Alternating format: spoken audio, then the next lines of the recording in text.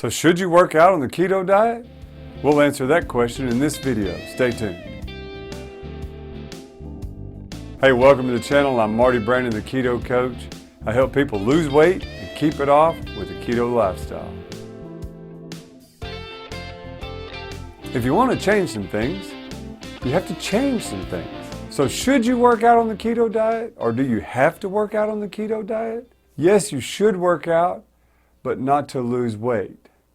So you don't have to work out because you're going to lose weight when you take carbs out of your life either way. I lost 85, 90 pounds over the last 2 years and have maintained it and kept it off, and I'm not a gym rat. I am fixing to go to the gym in just a few minutes when I finish this video, but I hate it. I don't want to go, but I'm going. If you saw one of my other videos where I talked about this, you know that weight loss is about 98% fork and 2% motion. So definitely understand if you're getting started on keto and you want to lose some weight, you can do that without working out. But I do want you to start thinking about it as a healthy lifestyle and start thinking about how you could do some working out. And so we're going to talk about in this video how you can work out from anywhere you're starting. You may think you can't work out. You may think you're not able to work out. That's fine. There are things you can do, though, to help you get healthier. Simple things. First of all, I want to talk about folks who feel like that and tell you where I would like to see you start. If I was coaching you, I would tell you the first thing you need to do is just add one step to your day that'll give you a boost that'll help you in your whole day.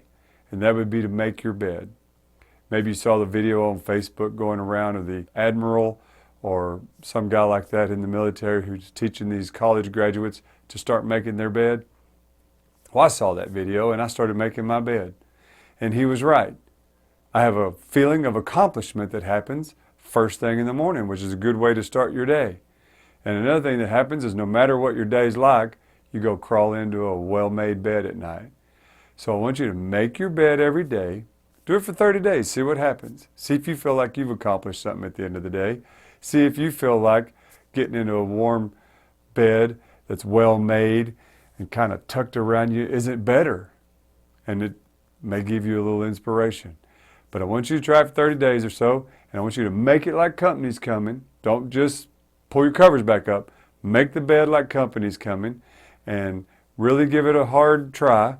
And if you forget one day, you have to make it before you can get into it. So there's no point in skipping it that morning. So give that a try as a first start. Another thing is instead of letting your dog out to go do their business, take them out to do their business. A small walk, 60 seconds, couple minutes. It's a good place to start if you currently feel like you really can't start working out.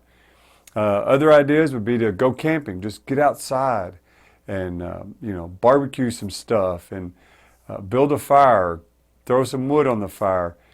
Just being out and about where you might want to take a little walk and go look around the campsites or the woods or the mountain. I did a camp this weekend.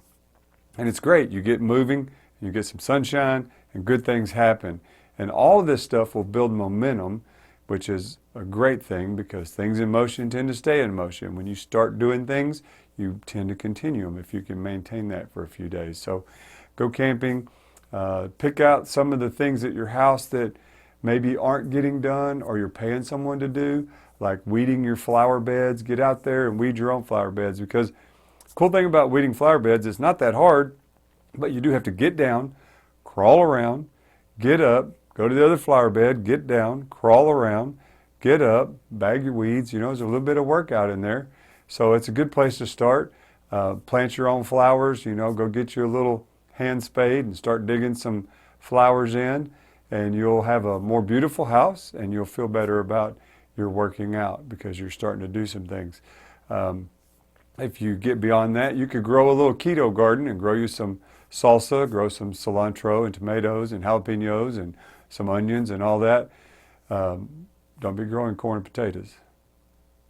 But you can grow some stuff in a garden and that'll give you a nice little workout too. That's a thing that you have to maintain every few days. You got to get out there and water it and stuff, and it just gets you out and gets you moving. Maybe you could go somewhere and do a little dancing, boot scooting, whatever works for you. You probably meet some nice people, and you can get a little exercise in that way. But whatever you do, just start moving that direction. Doesn't matter how little or how much, as long as you just get moving that direction. Another thing I want to talk about is I want you to purposely get some sunshine, metered, limited, but get some sunshine. Hey, one quick announcement. I have started taking coaching clients on, so if you'd like to be coached and you want to start keto, you want to sign up for a month of keto coaching, you can hit me in my Messenger on Facebook or DM me on Instagram, and those links are in the description of this video down below. If you love it and you want some more of it, hit the subscribe button, ring that bell, and that'll turn on notifications, and YouTube will let you know when the next one comes out. So with that, let's get back to the video. So for the next part of the video, what I want to do is try to move up a notch and just kind of work towards what's possible. So as you begin to get some movement going and get some sunshine in your life, and you think you're going to go a little better and a little more, don't rush that. But do things in a measured way so that you can increase them. And what I mean by that is take a walk. Go 3 or 4 houses down the block till you feel half dead. You should have enough energy to get back the other half. Then you can sit down and relax and be proud of yourself for taking a walk. But then you can always add to it each time that you do it, or each week, or however it works for you, and just increase your walk. Before long, you're walking to the end of the block and back, and then you're walking around the block and back, and then, you know, it just keeps going. If you measure it, it'll improve. You could take up a little bit of push-ups. You say, well, there's no way I could do a push-up. Sure there is. You start by doing a knee push-up where you're on your knees instead of your toes, and you're just lifting a portion of your body, and you do a push-up. Or you could do work yourself up 8 or 10 of those, and then switch it over to a couple push-ups on your toes. And then you keep measuring, you keep counting, and you keep improving. Another thing you could do is a squat. Just see how far you can go and get back up and do a squat. You can do a plank for 10 seconds where you get on your elbows and your knees, and then eventually your elbows and your toes, and do a plank, build some abs. You could do that. You could do a swim. If you go to the lake, you might wade out and take a few strokes and see how you do. Do something like that. Any of those things can be measured, and you can start in an easier place and get tougher. You could do a crunch, you know, just barely a crunch at first, and then maybe a full-blown hard pull, elbow to the knee sit up, and then 2 and 3, and just build from there. But this is not one of those things where you're overweight and feel like crap, and someone's going to tell you get up and go to the gym like some TV show. It's not where I'm at. I want you to do more, but I don't want you to burn out, hurt yourself, or make this thing harder than it has to be. You're going to lose weight because of the diet. Then after you do those things for a while and you get in shape, you've lost a bunch of weight, and you feel like you're up to it, go do a trial membership at a gym. Maybe you like it.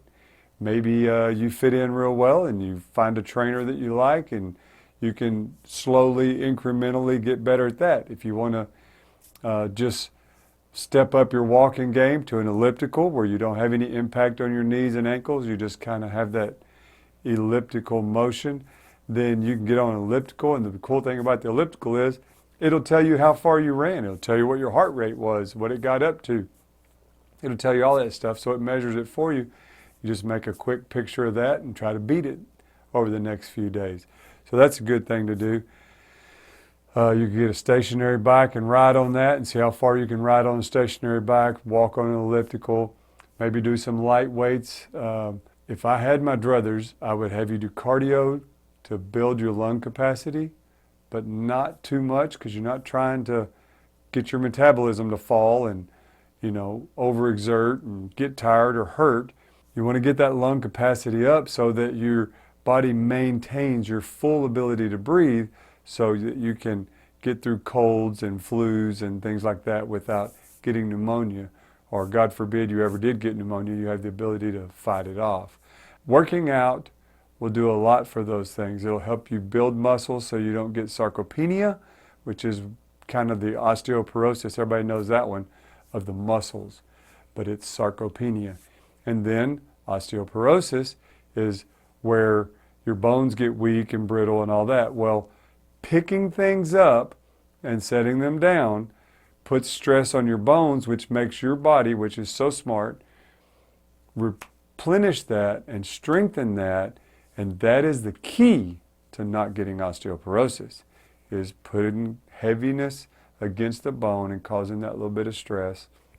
So it's not an hour in the gym. I try to work out in 20, 30 minutes. I get on elliptical.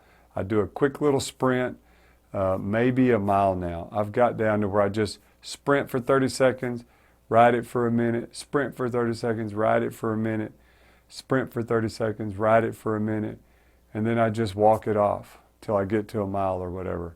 Because all I want to do is get my heart rate and my lung rate up, get out of breath a little bit, and then walk it off. That's all I'm trying to do. With working out, I do short things like a few reps till my muscle is tired in that area. 3 or 4 reps is all I need to know that I've worked it out. And then I lower the weight, do 2 or 3 more, and then I lower the weight, do 2, 3, 4, 5 more. And I can move to the next machine, and I work 2 or 3 machines at places I want to work, and I'm done. I get in the tanning bed, get me some extra sunshine, get some color, and then I go to the house. So, why did you work out? Not to lose weight. You work out to avoid sarcopenia, avoid osteoporosis, avoid the lung issues, and to feel better about yourself, and ultimately to stack one more layer of looking better on to your weight loss. And with that, I love you, and I'll see you in the next one.